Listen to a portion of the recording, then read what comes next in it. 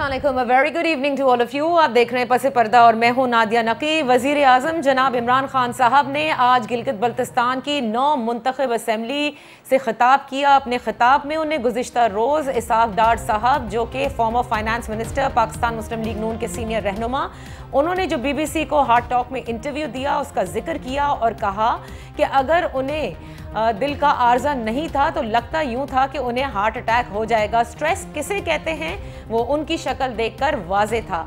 साथ ही उन्होंने PDM के जलसों का जिक्र भी किया। कहा कोरोना वायरस का फैलाव तेजी से हो रहा है, डॉक्टर्स बार बार ये कह रहे हैं कि अस्पतालों पर प्रेशर आ रहा है, लेकिन अपोजिशन अपने हराम के पैसों को बचाने के लिए जलसे जुलूस कर रही है।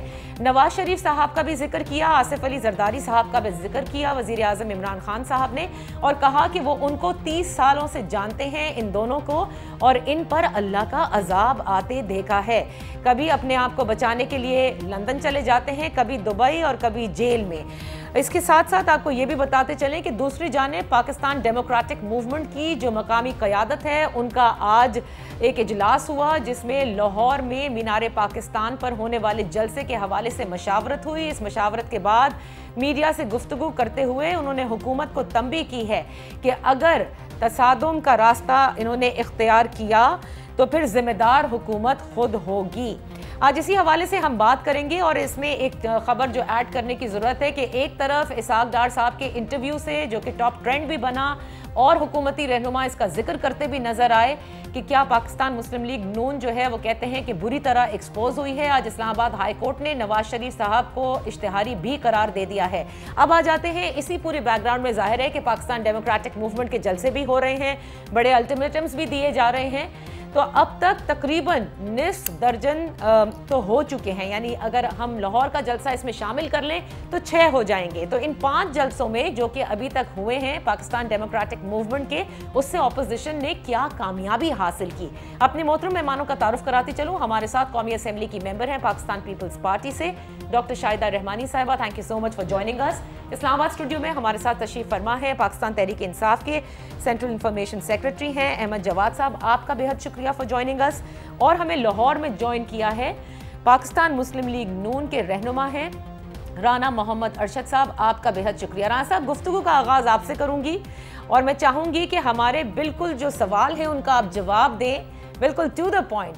क्या हासिल कर लिया? 5 जलसे आप लोगों ने कर दिए, गुजरांवाला, कराची, क्वेटा, पेशावर, मुल्तान, और अब आप लाहौर में मीनार पाकिस्तान में जलसा करने जा रहे हैं। 13 दिन का अल्टीमेटम मरियम औरंगजेब साहिबा ने दिया है हुकूमत को भी कि अब आप 13 दिन के अंदर इस्तीफे देकर घर चले जाएं। क्या हासिल किया इन 5 जलसों में जो आप समझते हैं कि आप कामयाबी से आगे बढ़ रहे हैं? बिस्मिल्लाहिर्रहमानिर्रहीम। नाजिया साहब, मैं आपका मशकूर हूँ, आपके TV चैनल का मशकूर हूँ, और आप ख़ुद बड़ी फ़हम व फ़रासत रखते हैं और बड़े आपके वैलिड क्वेश्चन है। मैं सिर्फ अर्ज़ ये करना चाहता हूँ, जब हमने PDM के प्लेटफार्म पर जो हमने मीटिंग्स की, APC कॉल की, उसमें हमारा बड़ा एजेंडा क्लियर है। इशू ये है, आज महंगाई आप खुद अंदाज़ा लगा लें कि 50 रुपये चीनी की 110 रुपये जा रही है। फिर चीनी के बाद जो आटा माफिया है, आटा माफिया के बाद पेट्रोल माफिया, बिजली माफिया, अब ज़िम्मेदार यकीन करेंगे पूरे पाकिस्तान में गंदम की काश्त हो रही है। जो DAP की बोरी मियां नवाज साहब के दौर में 2450 रुपये की बोरी थी, आज वो 4300 रुपये की है। और यूरिया की बोरी जो 1250 की थी, आज वो 1800 रुपये की है।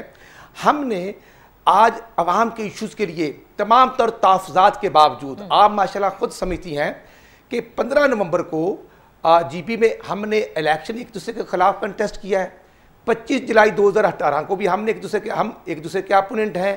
लेकिन इशू ये है, 1 पॉइंट एजेंडा, कि ये हुकूमत जो है ये 2.5 साल में अपनी नाकामियों को छिपाने के लिए दूसरों पर इल्ज़ामात लगाते हैं। ठीक है, खुद खान साहब के जो फरमान है वो सामने रखें।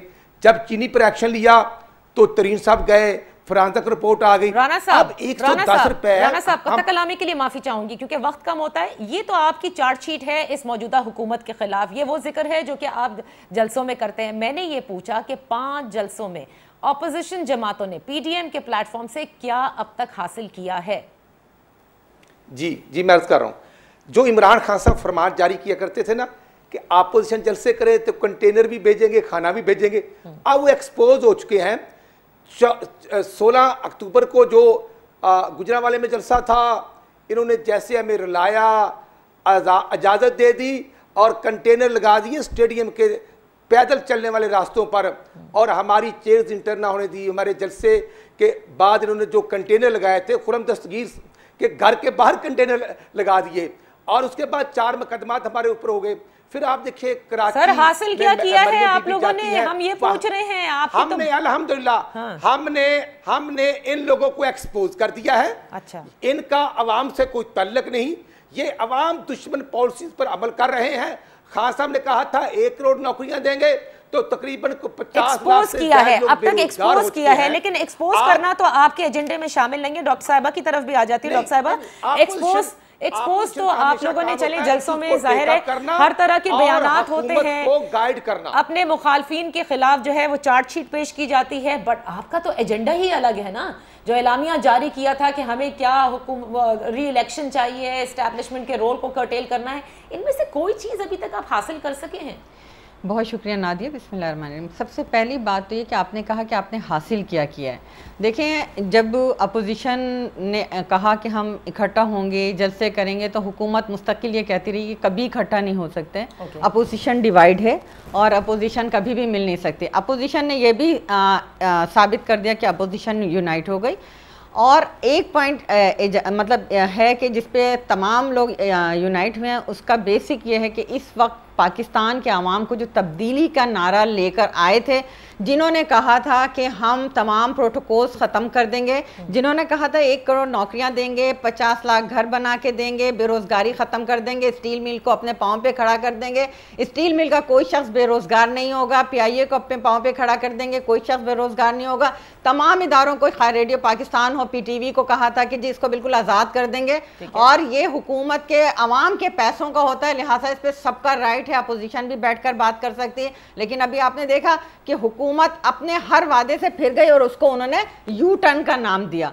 हमारा ये है कि जिस तरीके से 2018 में एक सिलेक्टेड हुकूमत आई, जिसके अंदर इस्टेब्लिशमेंट की जो सिलेक्टर्स की इन्वॉल्वमेंट थी, उसको हमने बेनकाब किया। बहुत जल्द 2-2.5 साल के अरसे में पाकिस्तान पीपल्स पार्टी की स्ट्रेटजी, हिकमत अमली से कि हम लोग पार्लियामेंट में गए, हुकूमत करने दी, जी आप करें, अगर आपको कोई मुश्किल है तो हम आपका साथ देंगे। अगर आपको अपनी जगह PDM ने कुछ, इसका मतलब यूनिटी की मां सिवाय यूनिटी के आपने कुछ हासिल नहीं किया। मैं उसी पर आ रही हूँ कि जब अवाम ये कहते थे अवाम इनके साथ नहीं है, आज आपने देखा कि अवाम जिस तरीके से तमाम तर रुकावटें लगा दी गई। आपने हुकूमत ने जब अदलिया का फैसला है उसके बाद इजाज़त दी, तमाम जितने भी दाखिली रास्ते थे मुल्तान के बंद कर दिया गया, नेटवर्क बंद कर दिया गया, सब कुछ बंद कर दिया गया। अवाम बिलबिला गई है महंगाई के सुनामी से, अवाम हमारे साथ आ गई है। हम ये दिखाना चाहते हैं कि ताकत का सरचश्मा अवाम कल भी थी, आज भी है, वो जलसे हम करके दिखा रहे हैं। अब हुकूमत को जाना होगा। अच्छा। ये PDM का जो एजेंडा है कि इस सिलेक्टेड हुकूमत को जाना होगा, वो सिलेक्टर्स जिनका जो इसमें अपना रोल प्ले करते हैं उनको न्यूट्रल होना चाहिए, इदारे अपने अपने डोमेन में काम करें। Okay, I understand. आपने आगे चल के इस पर मजीद बात करेंगे। अहमद जवाद साहब, हासिल हुसूल इनका यह है कि एक तो अपोजिशन जमातें मुत्तहिद हो गई ऑन 1 पॉइंट एजेंडा, और ताकत का सरचश्मा अवाम है। ये इन्होंने साबित कर दिया कि तमाम तर रुकावटों के बावजूद अवाम का समंदर इनके साथ है। ये अब तक का हुसूल है। आप समझते हैं कि वाकई ये इतना बड़ा हासिल है इन लोगों के लिए, तभी हुकूमत ने भी अपोजिशन के सामने एक तरह से सरेंडर ही कर दिया है, और इसीलिए कहा कि हाँ जाएं आप लाहौर में जलसा कर लें, उसके बाद की देखी जाएगी, हम किसी किस्म की कोई रुकावट अब नहीं लगाएंगे। नादिया, सबसे पहले शुक्रिया प्रोग्राम में इनवाइट करने का। कल से BBC पे जो इसहाकदार का प्रोग्राम हो रहा है उसमें BBC के एंकर और होस्ट की बड़ी तारीफ हो रही है, लेकिन मैं अपने एंकर्स की तारीफ करना पसंद करूंगा। और आप जैसी एंकर बड़े पर्टिनेंट सवाल करती हैं, बड़े क्रिस्प सवाल होते हैं, और आप तवक्को करती हैं कि आपके सवालों का जो है वो जवाब दिया जाए।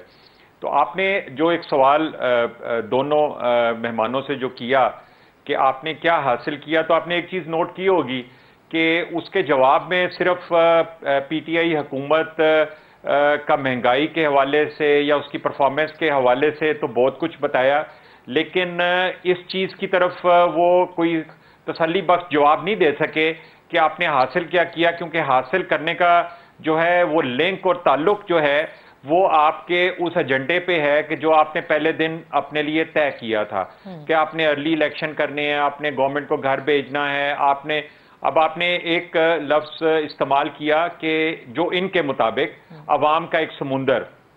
तो आप देखें, अगर पिछले 2 जलसे अगर आप देख लें, पेशावर का जलसा देख लें, तो वो एक बड़ा छोटा जलसा था, कोई बड़ा ये लोगों को इकट्ठा नहीं कर सके। इसी तरह मुल्तान का जलसा जो था वो तो एक शहर के एक बड़े रश और ट्रैफिक वाले जगह के ऊपर था और वहाँ पे इतने ज़्यादा लोग ही नहीं इकट्ठे हो सकते, तो वो भी एक छोटा ही जलसा था। तो मैं ये समझता हूँ कि उसकी एक वजह ये भी है कि लोगों में अब ये अवेयरनेस भी आ गई है कि कोरोना की शिद्दत को महसूस करते हुए लोग किसी किस्म का रिस्क नहीं लेना चाहते। और यही जो है इमरान खान और पीटीआई का इनको पैगाम था कि आप फिलहाल अवाम के इंटरेस्ट में कोरोना की इस सख्ती को देखते हुए अपने जो जलसे हैं उनको मुलतवी कर दें। लेकिन अब मुझे ये लग रहा है कि इसका फैसला भी अवाम ही अब आहिस्ता आहिस्ता कर रही है कि इनके जलसों में अवाम उस तरह से शामिल नहीं हो रही।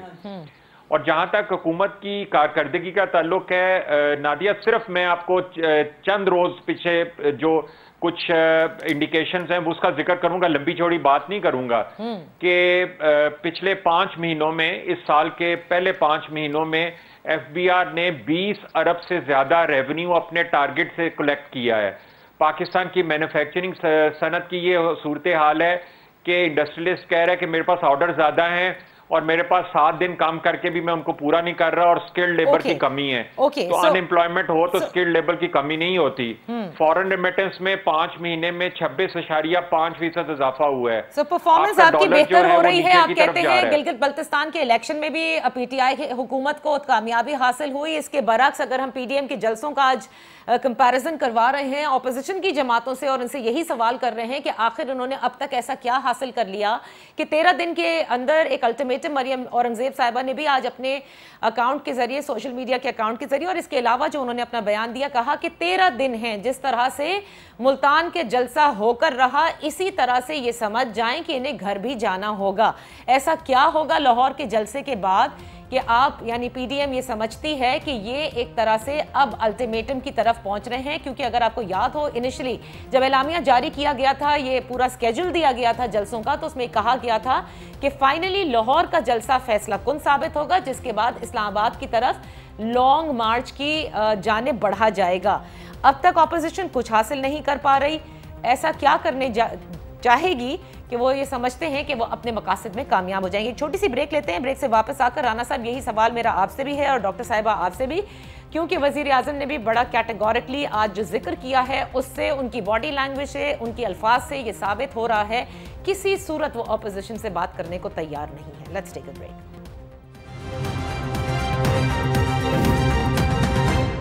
Welcome back. हमारे साथ आज शरीके गुफ्तगू हैं डॉक्टर शाहिदा रहमानी पाकिस्तान पीपल्स पार्टी से, अहमद जवाद साहब पाकिस्तान तहरीक इंसाफ से और राना मोहम्मद अरशद साहब पाकिस्तान मुस्लिम लीग नून से। राना साहब, मरियम औरंगजेब साहिबा ने भी अल्टीमेटम दिया, लेकिन इसके बरक्स आप देखिए, अगर हम मवाजना करें पीडीएम के जलसों का, इस वक्त नून लीग ज्यादा मुश्किल में नजर आ रही है। एक तो इसहाक डार साहब का जो गुज़िश्ता रोज इंटरव्यू हुआ, उससे बड़ा धचका पहुंचा है नून लीग को, और आज तो बरमला जो है वजीर आजम ने भी इसका जिक्र किया, हुकूमती रहनुमा भी जिक्र कर रहे हैं, और बड़ा मतलब जिस किस्म का वो इंटरव्यू था, ही हैड नो आंसर्स। तो एक ये इससे कितना धचका पहुंचेगा आपकी इस तहरीक में, आपकी सपोर्ट में? दूसरा, नवाज शरीफ साहब को भी इश्तिहारी करार दे दिया है। तो फिर ये 13 दिन का अल्टीमेटम बनता नजर नहीं आ रहा। नादिया साहब, मैं सिर्फ ये अर्ज करूंगा, ये हवा में बातें कर रहे हैं, कभी गरीब के दुख दर्द का इनको एहसास हुआ? ये जितने वफाक में न्यायसा फरमाते थे कि मैं 20 के करीब कैबिनेट रखूंगा, ये 70 से ज़ायद लोग भर्ती हो चुके हैं। कभी ऐसे हुआ कि कोई बिजनेसमैन अपने ज़ाती मुलाजिम को मिनिस्टर की सीट पर लगा दे? कोरोना और दीगर इश्यूज इतने अहम हैं। पहले मैं समझता हूँ कि जो आमर क्यानी पहला मिनिस्टर करप्शन पर फारिग हुआ, जब मेडिसिन के रेट बढ़े, नैब ने टेकअप किया, तो वो केस कहाँ पे है? कोई नहीं पूछने वाला। फिर कोरोना आ गया बदकिस्मती से, तो मास्क को मैं समझता हूं कि अरबों रुपए कमा लिए जफर मिर्जा साहब ने। फिर इंडिया से जो 600 47 या 67 के करीब मेडिसिन मंगवाई जो चंद एक मंगवानी थी। इसाक डार के इंटरव्यू से इसका क्या ताल्लुक है राना साहब? ये मैं अर्ज ये कर रहा हूं, ये नहल टीम है और आज डॉक्टर फैसल को मिनिस्टर भर्ती कर लिया। ये इमरान न्याजी साहब ने पाकिस्तान की 22 करोड़ आवाम को घर की टाइगर राना साहब, आप इसाक डार साहब को जानते हैं? राना साहब, आप इसाक डार साहब को जानते हैं? जी, आप उन्हें ओन करते हैं? आपकी पार्टी ओन करती है? ओके कम टू इसाक डार। मैं अर्ज करता हूं जी नाजिया साहब, मैं अर्ज करता हूं, इसाक डार साहब जो हैं वो फाइनेंस मिनिस्टर थे। उनके दौर में पाकिस्तान का डॉलर 104 रुपए 108 रुपए तक था। आज इन नहल हुक्मरानों के दौर में 170 रुपए 168 रुपए तक गया। न्याजी साहब का फरमान है कि डॉलर 1 रुपया महंगा हो तो वज़ीर आज़म चोर होता है। क्या इसाक डार साहब कल इंटरव्यू में एक्सपोज नहीं हुए राना साहब? मैं समझता हूं कि इसाक डार साहब जो हैं उनका बयानिया जो उन्होंने खुद पॉइंट ऑफ व्यू दिया है वो ठीक है। अगली बात यह है कि अगर कोई इशू है किसी को तो इसाक डार साहब को कोर्ट में ले जाएं। वो 2017 में इलाज के लिए गए थे जब हमारी गवर्नमेंट थी। इसाक डार साहब खुद क्यों नहीं कोर्ट में चले जाते ये बताने के लिए कि यहाँ ह्यूमन राइट्स की नफी हो रही है उनके साथ, उनकी एक ही प्रॉपर्टी है, उन पे गलत इल्जाम है। नादिया साहबा, आज हुकूमत की नाकामी का डार साहब से क्या ताल्लुक? हम कहते हैं कि हमारा ग्रोथ रेट 5.8 था। ये नहल 0.4 पे ले गए हैं। अच्छा। नहल ही इनकी है। चने की दाल 55 रुपए किलो थी, आज 200 रुपए किलो है। क्या चलिए मैं सवाल ही चेंज कर देती हूँ राना साहब, जस्ट इसका जवाब दें and let me move forward. क्या इसाक डार साहब के इंटरव्यू से नून लीग को धचका पहुंचा है? आपके बयानिए को धचका पहुंचा है? मैं समझता हूं नॉट एट ऑल। मियां नवाज शरीफ का बयानिया जो है ये मल्तान के जलसे में मियां नवाज शरीफ के बयानिए को अल्हम्दुलिल्लाह अवाम ने सीने के साथ लगाया। ओके। जालिम हुक्मरानों के तमाम ओछेत कंडों के बावजूद 1000 के करीब गिरफ्तारियां हुई, इसके बावजूद अवाम पहुंचे। और मैं समझता हूं कि आज मियां नवाज शरीफ साहब आइन की बालादस्ती और पार्लियामेंट के आइन के अंदर जो रोल है उसको एक्टिव और इफेक्टिव करना ही मियां नवाज शरीफ का बयानिया है। ये इमरान न्याजी साहब की गवर्नमेंट कहां पे है? महंगाई कहां पे है? जो कर्जे ले लिए हैं उसका जिम्मेदार कौन है? ठीक है, 14,000 अरब ठीक है राना साहब, आपने कहा कुछ दिवालिया कर दिया है, कोई धचका नहीं पहुंचा। हमारा नवाज शरीफ साहब को इश्तिहारी करार देने से भी कुछ भी फर्क नहीं पड़ रहा। राना साहब, 13 दिसंबर को जलसा होगा, लाहौर में जलसा होगा। उसकी मीटिंग आज हमने पीडीएम के प्लेटफॉर्म पर हमने की है। बिल्कुल सही है, मैं आती हूँ उसकी तरफ। आपने कहा ना, आपने हुकूमत के लिए कहा है कि अगर तसादुम हुआ तो जिम्मेदार हुकूमत होगी। क्या इसी की तरफ, वैसे आप इसी की तरफ जाना चाहते हैं? इसी की तरफ जाना चाहते हैं, बिकॉज इसके बगैर तो कामयाबी हासिल नहीं हो सकती ना। आप जाएं, जलसे करें, घर चले जाएं, क्या फर्क पड़ रहा है? नादिया, मैं समझती हूँ जिस तरह आपने कहा कि मैंने अपना स्टेटमेंट दिया कि ताकत का सरचश्मा अवाम है और अवाम ने निकल कर ये साबित किया तमाम तर रुकावटें, जिसके अंदर आपके इंटरनेट सर्विस का बंद होना, तमाम दाखिली रास्ते मुल्तान के बंद हो जाना, बड़े बड़े जलूसों को रोक देना, आपने जलसे गाह में पानी फेंक दिया कि जलसा गाह आपने मुकम्मल तौर पर सील कर दिया, ताला तोड़ने के एक 50 रुपये के ताला तोड़ने पर आपने मुकदमा दर्ज किया साबिक वज़ीर आज़म के बेटे और ना सिर्फ और बहुत सारे लोग। और इससे पहले क्या पार्लियामेंट पे हमला नहीं हुआ था? आज वो लोग जिन्होंने पार्लियामेंट पे हमला किया, जिन्होंने पीटीवी पे हमला किया, जिन्होंने इदारों पे हमला किया, वो वजीर आजम पाकिस्तान और प्रेसिडेंट ऑफ पाकिस्तान बन जाते हैं। तो यार ये रीड फिर तो ये रवायत आपने कायम की है। आपने कहा सिविल नाफरमानी करना है, हमने तो नहीं कहा कि अभी सिविल नाफरमानी है। एक हमारा आईनी और जमहूरी हक हम तसादुम नहीं चाहते।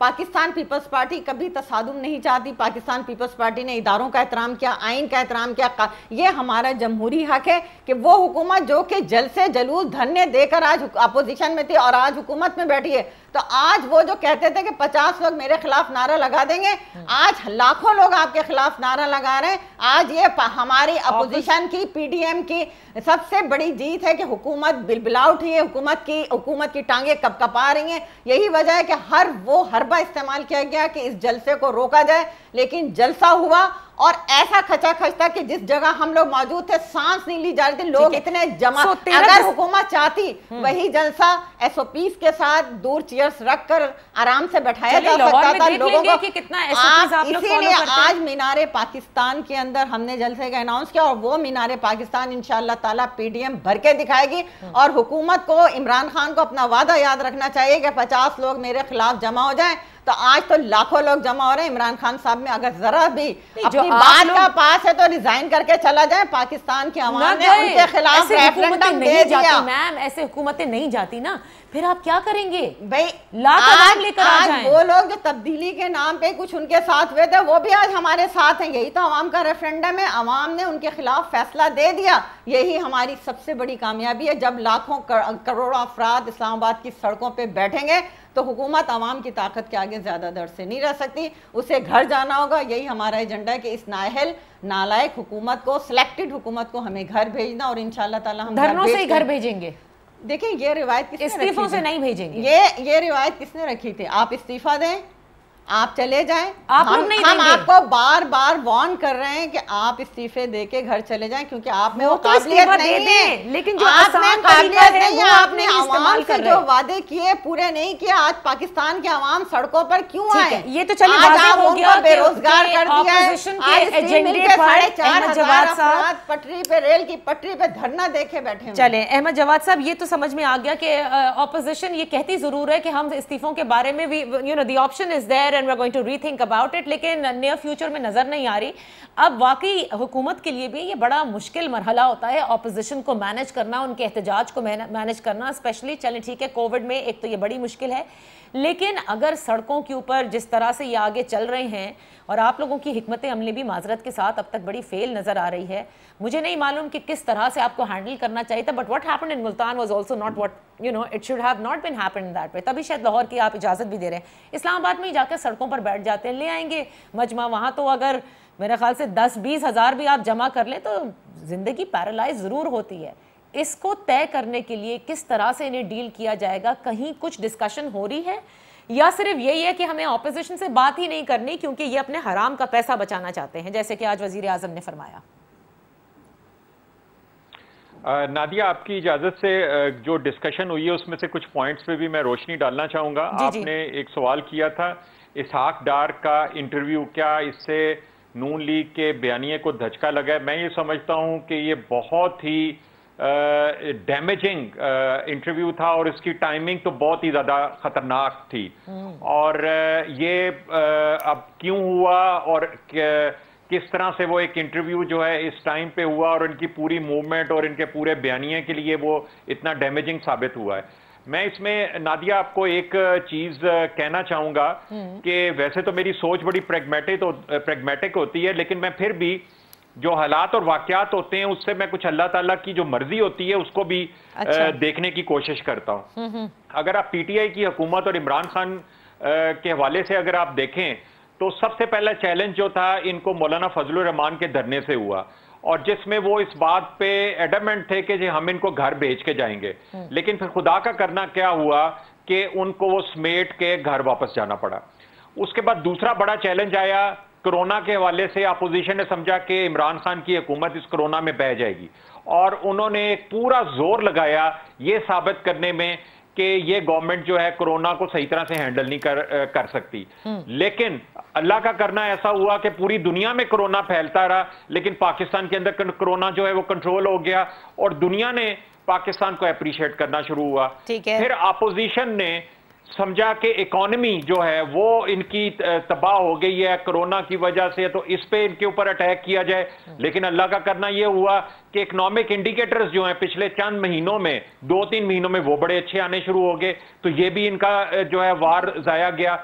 फिर इसके बाद इन्होंने कहा कि महंगाई का शोशा जो हमने छोड़ा है, जिस पे हम आवाम को कन्विंस कर रहे हैं कि ये हुकूमत नाअहल है, उसके लिए इन्होंने गिलगित बल्तिस्तान के इलेक्शन को टारगेट किया और वहां पे इन्होंने अपना पूरा जोर लगाया और इनको उम्मीद थी कि शायद हम पीटीआई को यहां पे रोक लेंगे महंगाई के बयानिए को पेश करके। लेकिन इनको गिलगित बल्तिस्तान में भी जो है के लिए माफी चाहूंगी मैं कतई कलामी के लिए माफी चाहूंगी। मैंने आपकी सारा अब तक जितना सुना है उसमें मुझे इख्तिलाफ है। महंगाई का बयानिया शोशा नहीं है, महंगाई तो वाकई है इस मुल्क में।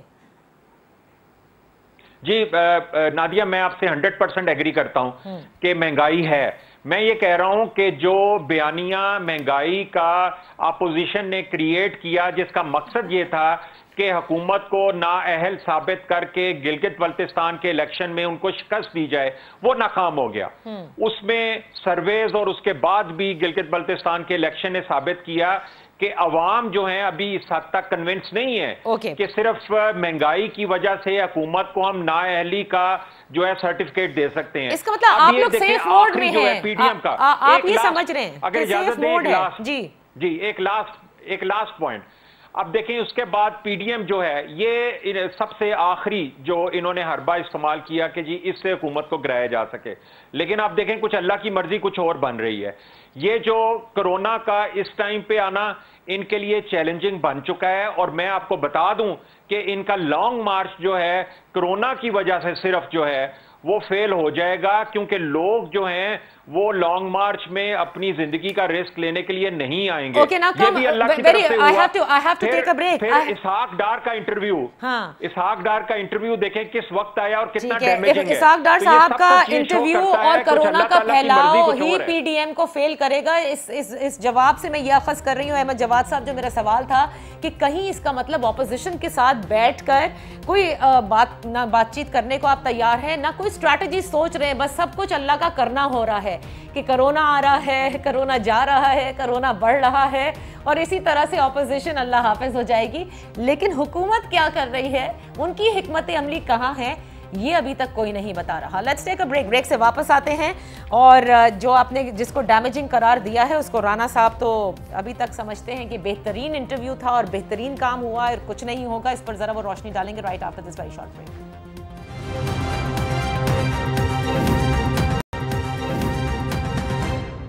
Welcome back. राना साहब, समझ में आ गया कि बात तो ये आपसे करेंगे नहीं क्योंकि गैबी ताकत भी इनके साथ है, इसीलिए हर कुछ इनके फेवर में जा रहा है। गिलगित बल्तिस्तान के इलेक्शन से लेके इकोनॉमिक इंडिकेटर्स की इम्प्रूवमेंट से लेके कोरोना का पीक ऐसे टाइम पर जिस वक्त आप लोग समझते थे कि लॉन्ग मार्च और धरने देकर आप इस हुकूमत को घर भेज देंगे, तो सारा कुछ इनके साथ इस वक्त पॉजिटिव चल रहा है। अब आप लोगों की क्या स्ट्रैटेजी है? कहीं तो कुछ आप लोगों ने भी सोचा होगा, वरना बंद गली में जाके क्या करेंगे? जी नाजिया, मैं अर्ज ये करूँगा, कोरोना से पहले भी जब डॉलर इनकी मर्जी से उड़ान कर रहा था तो पिछले साल मियाँ शबाशी साहब ने कहा था कि मसाके माशियत के लिए हम आवाम के लिए इनके साथ बैठने के लिए तैयार हैं। इन लोगों ने मजाक उड़ाया। आज भी अपोजिशन लीडर को जेल में बंद किया हुआ ताकि वो अवाम की बात ना करें।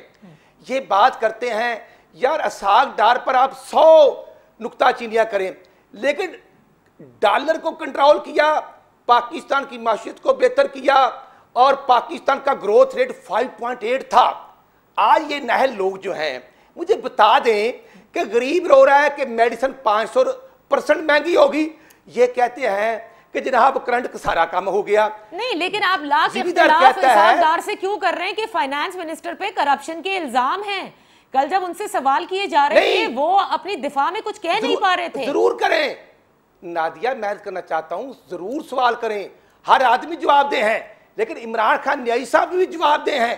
उनको बताना होगा कि घर का ज़मान पार्क का घर जो 12 करोड़ पैसे अभी नया बना, उसका टैक्स कितना दिया, उसका नक्शा पास फीस कितनी दी, वो पैसे कहां से आए, और फिर जो बड़ी गाला वाला घर है 325 कनाल का, अब सीडीए के रूल्स ही तब्दील कर दिए। अच्छा, अब क्योंकि वक्त बहुत कम है, राना साहब ये बताएं अब धरने का क्या होगा? मैं आज मियां नवाज शरीफ पीडीएम का क्या होगा? खड़ी है पीडीएम का जलसा इंशाअल्लाह अगर ये इजाजत नहीं देंगे मनारे पाकिस्तान पर तो पूरे लाहौर जलसागाह बन जाएगा। अच्छा, इंशाअल्लाह।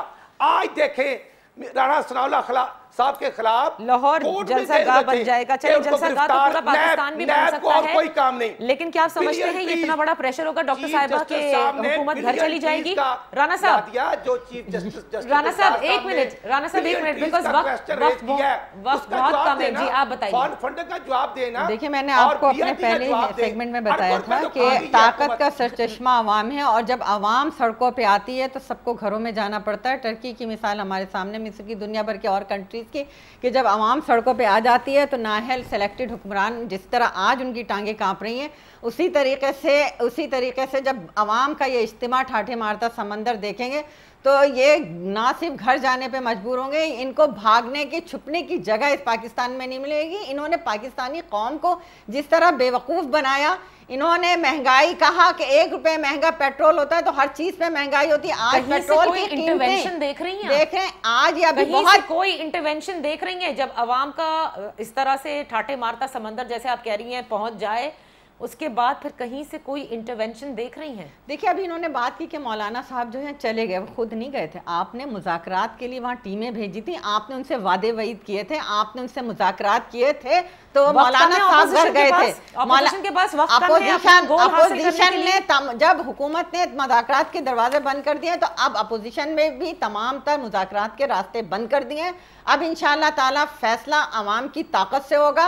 और आप ये देखिएगा कि जो मुज़ाकरात के रास्ते हुकूमत से बंद किए या किसी और से भी कर दिए? हुकूमत ने जब हमसे मुज़ाकरात के रास्ते बंद किए तो आज हमने भी हुकूमत से तो मुज़ाकरात के रास्ते बंद हो गए, लेकिन बकिया से हुए हैं कि नहीं? अहमद जवाद साहब, मसला आप लोगों के लिए बन सकता है। ये अवाम के बुनियादी हकूक पर गासपाना कब्जा कर चुके हैं। आज ये मुकम्मल तौर पर नाकाम हो चुके हैं। आज फॉरेन पॉलिसी कहां पे है? कैसे होगा? आज हुकूमती राणा साहब अहमद जवाद साहब को बताने दीजिए जरा। देखिए बात ये कि नादिया असल में हुकूमत की स्ट्रेटेजी के बारे में जी, नादिया आपने हुकूमत की स्ट्रेटेजी के बारे में मेरे से पूछा था जी। देखें हुकूमत की स्ट्रेटेजी जो है वो बड़ी क्लियर है। हुकूमत ने अपनी परफॉर्मेंस शो करनी है, जो बाकी के 2.5 साल रह गए हैं उसमें हमने अपनी परफॉर्मेंस, हमने इकोनॉमी को बेहतर करना है, इदारों को बेहतर करना है। और मैं आपको एक खुशखबरी सुना दूं कि 50 लाख घरों की जो ये बात कर रहे थे उसका सैंपल घर जो है वो 7 दिनों में तैयार हो के अब अवेलेबल है डिस्प्ले के लिए। इसका मतलब ये है कि 7 दिनों में सैकड़ों घर जो है बनेंगे। ये स्पीड होगी घरों के बनने की। और 2023 के इलेक्शन से पहले हम आवाम को जो है जो घरों का तोहफा देंगे इंशाअल्लाह वो भी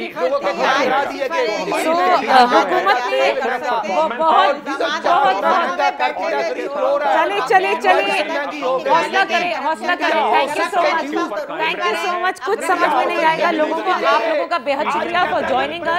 स्ट्रैटेजी यही है हुकूमत की अब तक की तो कि परफॉर्मेंस दिखाएगी, सैंपल घर भी तैयार हो गया जो 7 दिनों में अवेलेबल हो जाएगा। और पीडीएम की स्ट्रैटेजी ये है कि प्रेशर बढ़ाते जाएं, अवाम जमा करते चले जाएं ताकि किसी सूरत ये दबाव बढ़े, लेकिन मुज़ाकरात कहते हैं कि हुकूमत से नहीं करेंगे।